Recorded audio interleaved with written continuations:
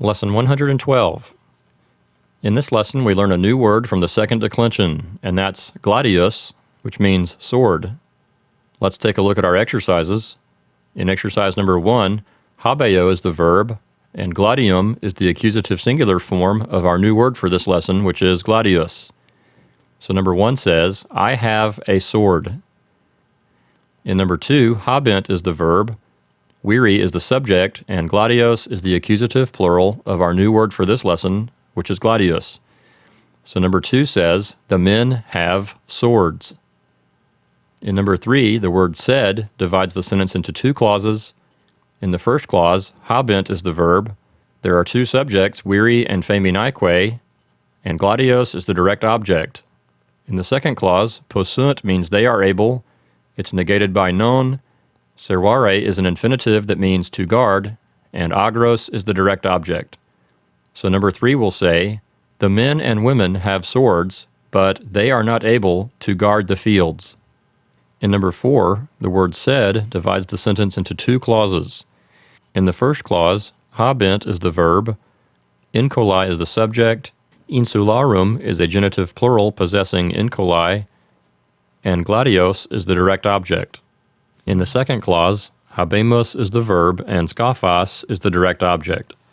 So number 4 will say, the inhabitants of the islands have swords, but we have boats. In number 5, servamus is the verb, that means we are guarding. There are two direct objects, agros and kasasque. Cotidie is an adverb. So number 5 will say, we guard the fields and the houses daily. In number 6, tement is the verb, that means they fear. Bestiae is the subject. Silvae is a genitive singular possessing bestiae, and agricolam is the direct object. So number 6 will say, the beasts of the forest do not fear the farmer. In number 7, est is the verb, puer is the subject, filius is the predicate, and reginae is a genitive singular possessing filius. So number 7 will say, the boy is the son of the queen, or the boy is the queen's son. In number 8, we have two clauses, one before the word quod and one after. In the first clause, potes means you are able. It's being negated by non.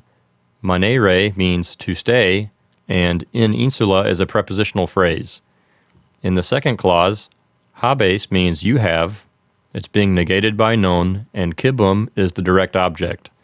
So number 8 will say, you are not able to stay on the island because you do not have food. In number 9, sunt is the verb, nautai is the subject, cum incolis is a prepositional phrase, and insulae is a genitive singular that's possessing incolis. So number 9 will say, the sailors are with the inhabitants of the island. In number 10, we have two clauses, one before the word quod and one after. In the first clause, servamus is the verb, that means we guard or we are guarding. Patriam is the direct object, and cotidie is an adverb. In the second clause, amamus means we love or we like, and reginam is the direct object. So number 10 says, we guard the homeland daily because we love the queen.